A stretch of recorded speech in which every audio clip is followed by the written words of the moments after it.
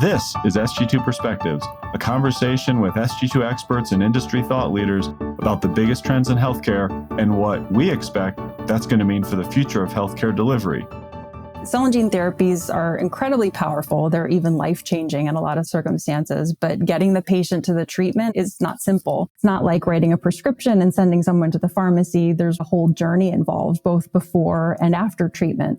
Welcome to Sg2 Perspectives. I'm your host for today's episode, Jayme Zage. Cell and gene therapy is an emerging field that is got great potential for changing the trajectory of disease. There's a lot that goes into making this happen for these patients who are otherwise potentially devastated with lifelong chronic illness. To have this conversation, I want to bring in some of the individuals who've been working with one of the leading organizations in the field. The Children's Hospital of Philadelphia has been one of the premier organizations in this space. They've been involved in the first two FDA-approved cell and gene therapies for children. Today, I've got Katherine Helbig, the Assistant Vice President for Research Strategy and the Accelerator program, which includes the cell and gene therapy efforts that they do, and the Chief Strategy Officer, Dan Fields, to talk about what they've done and how they've built up their program. Thank you both for joining me today. Yeah, thanks for having us. Let's first set the stage on what cell and gene therapy is and what are some of those examples. I know there's some nuance. There are some that are for different kinds of diseases that we need to think through as we think about cell and gene therapy moving forward.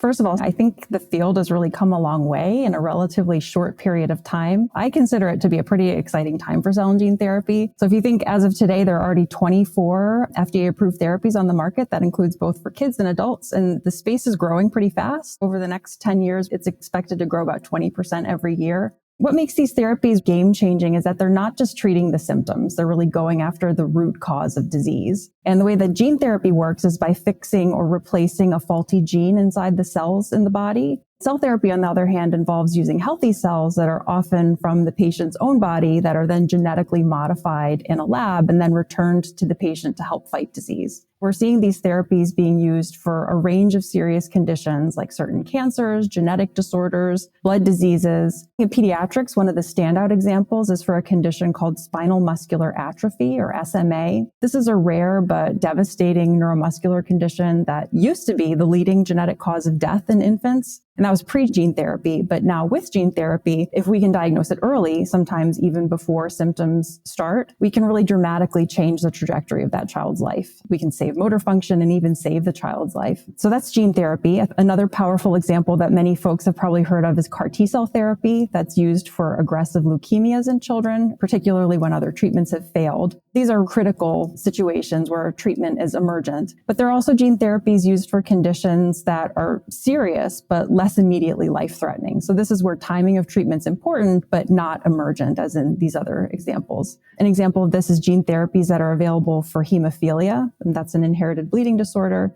These treatments are giving people the chance to improve their quality of life and reduce complications over time. These are just a few examples of how we're using cell and gene therapies today. There's a lot that has to come together to make these therapies available to patients and provide the value that they do to patients. Walk us through patient journey, so that patient perspective of how they experience this, and what does that mean for the resources we need to bring together?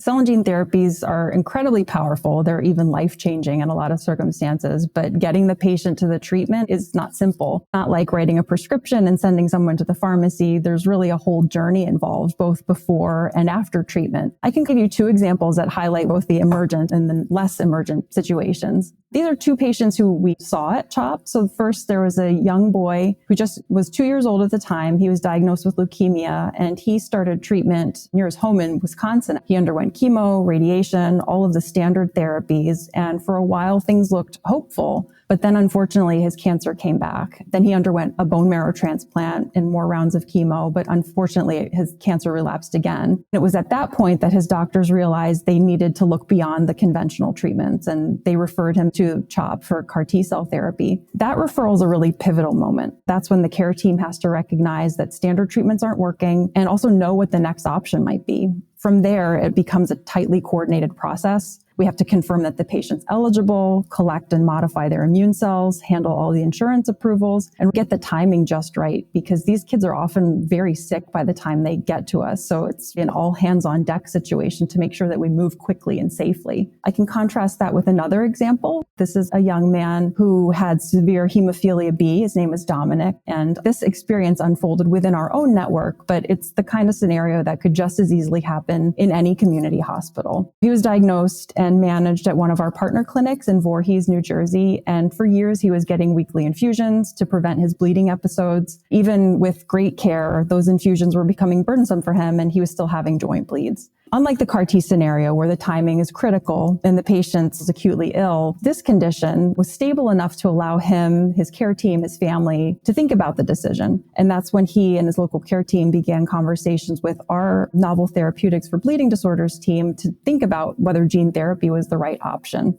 He ultimately decided to move forward, and happy to say he's now been bleed-free for over a year. But even after that one-time infusion, that journey's not over. He still has regular follow-ups to make sure everything's going well, monitor for any side effects, and that long-term care is critical for the patient and also for what we're learning in the field. One of the things you can see from Katie's examples is that there's a tremendous amount of heterogeneity in the type of treatments. We often talk about cell and gene therapy as a single field, but it's a highly varied set of interventions for a highly varied set of conditions. Those journeys are unique to those two individual patients, and there are many permutations of the journeys that are unfolding. The field itself is still very nascent and dynamic and changing a lot. While Katie described what may have seemed like a smooth pathway, it does take a tremendous amount of work behind the scenes to figure it all out. She made the point about it being an all-hands-on-deck endeavor, and it is that way to try to make sure that the experience is having all of the steps happening at the right time in a very patient-centered way. And so that takes care teams at CHOP. It takes care teams with our partners to make that happen. This brings up an interesting point, Dan, that this is a complex and it's very individualized to the patient type of situation. A lot of resources come into play. And right now, the reimbursement doesn't really cover the cost. Strategically, why is this important to CHOP to be involved in this? For CHOP, what we do starts from the patient and works backwards, where we feel like there are patient needs that we have something unique to contribute to it from an intervention perspective and the capability that's required from a clinical perspective to actually safely and effectively deliver that intervention. That's what we're guided by. You're right that the reimbursement landscape is still maturing, and there are times when the reimbursement steps and processes are complicated. We have invested to make sure that we have the capability to work effectively with payers to ensure that there's the appropriate and timely reimbursement for the different interventions that we provide in the cell and gene therapy space. It's a work in progress. There's still more to come on that, but it is an important part of making sure that this is a sustainable field. They're new therapies, they're high-cost therapies, and they're highly varied in the nature and type and frequency of them. So there's still a bunch of the story left to be written, but it's something we're trying to build a fair bit of capability in. You did a great job, Katie, of laying out the patient journey in a couple of different examples. It's clear that while the actual therapy is delivered in these advanced centers, and you talked about working with your community partners or your referring partners, what do these partners need to do? How does the community come into play both before and after? And maybe spend a little bit more time on after, since you already talked a little bit about before. Yeah, that's an important piece of the puzzle. Even though the actual therapy is being delivered at big academic centers like CHOP, the role of the community providers is absolutely essential throughout the entire journey. If we go back to the example of the child with leukemia who might need CAR T therapy, that child is likely seen first at their local hospital or oncology clinic. The local team is often the one guiding the early treatment decisions, chemo, maybe radiation. And the critical moment comes when they realize that the standard treatments aren't working. That's when the fast referral to a center like CHOP can be life-saving. But even after that referral, those local providers stay part of the care team. They know the family, they understand the context, and they help with care before and after the treatment. They're really the ones who are going to help that family and that child transition back to normal life. And then I can give the example of the hemophilia patient who received that gene therapy. His care is anchored in his local clinic. Even though the gene therapy itself was done at CHOP, it was his community hematologist who continued to monitor his factor levels, check his liver health, and guide him as his bleeding risk changed over time. So that long-term relationship is really important. I guess when patients come back to you after treatment, you certainly don't have to be an expert in the science. You don't have to know gene editing or CAR T-cell manufacturing, but having a basic understanding of what to watch for, so how to monitor, what follow-up looks like, can go a long way in giving your patients the continuity and confidence that they need. Having a partnership between the community and specialized centers can make this care sustainable. No one can do it alone. It's rapidly evolved over the last couple of years. It's still emerging. And the hemophilia patient, there's things to learn about after treatment. So those community centers are also important for understanding how we change care after that patient has gone through. There's a lot of data to collect there. They're essential for that part. Absolutely. The truth is we don't fully know what the long-term picture looks like for gene therapy. You know what happens 10 or 20 years down the road. And at CHOP, we built things like a long-term registry and biobank to help track outcomes and keep learning. And that's not just about helping the patients today, which is certainly important. It's also about building the knowledge we need to keep improving these therapies. And you're right, that's where the partnership with the community centers along with the academic medical centers is critical. Today, these therapies are new and only a few centers have the infrastructure. And you've talked about the complexity and sometimes the all hands on deck approach that has to happen. If there are organizations who are out there thinking about getting into this space, what do they need to be pulling together? And in the future, there may be some of these gene therapies that are for larger patient populations. So we might be able to sustain more centers. What's some of that initial advice that you might give them as they want to get started? Delivering these therapies at scale requires not just the right clinical infrastructure, but also a really strong operational framework behind it. We've seen this play out firsthand with something like CAR T-cell therapy, which is a little more mature for pediatric leukemia. And while we were the first, and I think initially the only center offering this as a commercial therapy, now several other institutions have developed the capacity to deliver it too, which is great. That kind of growth is necessary if we want to scale access. But it also comes with challenges. If I were offering advice to organizations thinking about expanding, and certainly this is just my advice, not a comprehensive overview, start with the clinical side. You need providers who understand the science behind these therapies and can manage the unique risks and side effects. You also need supporting capabilities like advanced testing, cell processing, and intensive monitoring for patients both during and after the infusion. But honestly, just as important, I think, is the operational infrastructure. These are complicated therapies to deliver, and you need well-defined pathways that connect all the dots across the institution. That includes things like pharmacy, financial clearance teams, scheduling, patient navigation, all of these behind-the-scenes elements that make the experience feel smooth and safe for the patient. Anchoring it in the patient is really critical. It only works if all of these pieces are tightly integrated. And that's the clinical delivery side. On the business delivery side, Dan, you've mentioned the importance of working with the payers, ensuring some of the pre-authorization or those elements in place. You want to speak about some of the more administrative pieces that you've had to ensure in place to make this successful?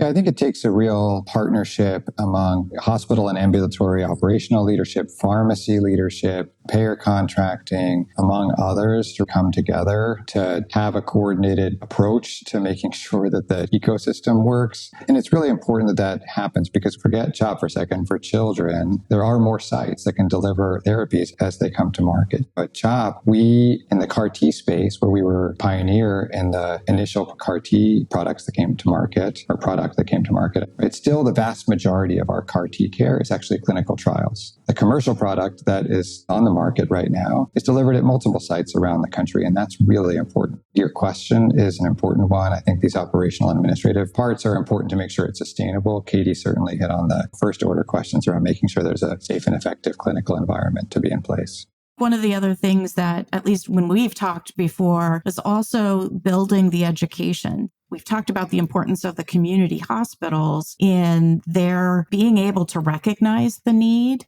What do you need to have in place to start to get out that perspective on this is a treatment that could work and these are the patients that you should consider referring to us for evaluation? If you're a community provider in a community setting, even if your center isn't the one delivering these therapies, there's still a lot you can do to make sure that your patients benefit from them. Staying informed and taking advantage of the ongoing education and training opportunities is really important. And certainly at CHOP, we offer many of these training opportunities, and a lot of our community partners take advantage of them, which I think is fantastic. The landscape is evolving really quickly, and knowing what therapies are out there and critically knowing who might be eligible for them is key. That helps you make those early referrals when it matters most to your patients. Yeah, we're at an interesting moment now because I'm not a clinician here. We're still in the moment where, because the field is new enough, much of the provider community across the country did not have cell and gene therapies at their disposal when they were in their training. Most are learning it as the field evolves in their day-to-day clinical practice. Over time, this will become, hopefully, a set of therapies that are more commonplace and more routinely used. More and more individual clinicians will have had exposure to it and experience with these different modalities during their training. And hopefully it will be an easier and easier endeavor on the education and training part over time. But we're in that moment now where we have to be pretty proactive in making sure that folks get the information they need in a helpful and accessible way. This is true in the adult world, in addition to the children's hospital world and the pediatrics world. What is next for CHOP and the clinicians and the patients at the center in cell and gene therapy? Where are you taking the program next? That's the million-dollar question. It's an exciting time for cell and gene therapy, but I think I'd be remiss if I didn't also acknowledge the complexities of the field. Certainly on the exciting side, we're seeing amazing scientific advances. There's next-generation technologies that are coming to clinic to tackle difficult problems like solid tumor treatment with CAR T therapies. We're moving into other disease areas. So recently we enrolled our first patient in a CAR T cell trial for lupus. We're moving into autoimmune diseases, which is really exciting for us. Just to speak on more of the nuances, there's also some complexities. We've seen investor enthusiasm slow. Adoption of these therapies by patients and clinicians is surprisingly uneven, and the reimbursement hurdles are very real. We're keeping all these things in mind. To keep moving forward, we're investing in our capabilities. So everything from improved manufacturing and delivery technologies to specialized clinical teams that can handle the unique aspects of these therapies. And a big focus for us now is sustainability. So making sure we can deliver these therapies in a way that's safe and efficient for patients, but also in a way that makes long-term sense for us from a financial perspective as a healthcare system. We're staying grounded in our mission. That is particularly true for rare pediatric diseases where there might not be a commercial market for these therapies. You may have heard one of the more inspiring stories we've been part of recently, which received quite a bit of press in the past month, was a case of little baby KJ. He was the first of its kind case where our team of clinicians and scientists used CRISPR gene editing to treat him for his ultra-rare metabolic disorder. He was too small for the standard liver transplant treatment, so our team moved really quickly in partnership with industry to develop this customized gene therapy in just 6 months. He was treated when he was 7 months old. Still early days, so we're cautious, but the results are incredibly promising. He's a cute, happy baby. He's meeting his milestones. He's able to tolerate protein in his diet, which is a big deal for kids with this condition. And there was cute footage of him being discharged home from the hospital with a little graduation cap and gown the other day. This is a great example of one patient, but this is the kind of personalized therapy that shows what's possible. And it's what we're hoping to do more of in the future. We're hoping to bring more of these individualized treatments to patients. And we hope this is just the beginning. For the field itself, it's definitely a remarkable time. We think about cell and gene therapy as part of the broader field of precision medicine, or these kind of personalized treatments for each individual patient. What's exciting is seeing the convergence of a lot of different technologies in a way that's enabling that to happen. Not just cell and gene therapy, but advances in genomics and other omics field, the ability to deploy big data sets for new discoveries and machine learning and AI algorithms that can come along with that. We're seeing all of these converge in a way that is exciting to think about, from the opportunity to do more treatments like KJ's, not just at places like CHOP, but hopefully in many places around the country. One of the things we've come to recognize and anticipate is that for us to be at the cutting edge all of the time means we have to keep reinventing ourselves. So we've been at cell and gene therapy since its inception. We've been investing in cell and gene therapy for 15 years or more, at least, just at CHOP. And we're probably already on chapter 3 or 4 of what the model of investment and support and technology looks like. And that's just a necessary ingredient to being in such a dynamic field. And it's one of the things that makes us most excited about where things are going, but it's also part of our strategy to make sure that we're staying as far ahead as we can of where the technology is going. That's all we have time for today. I so much appreciate you sharing your expertise and your wisdom in this space, Katie and Dan. And thank you to our Sg2 Perspective listeners. I appreciate you joining us again for this episode. Thanks for having us. Yeah, thank you. Thanks for listening. If you like this episode, please subscribe, rate, and review us, and/or follow us on Twitter and LinkedIn at SG2 Healthcare. And if you want to talk more about innovative healthcare strategies, you can always email me at sg2perspectives@sg2.com. Finally, SG2 is a Vizient company, and there are a bunch of Vizient podcasts that you might like. You can find them at Vizient /podcasts. Have a great day.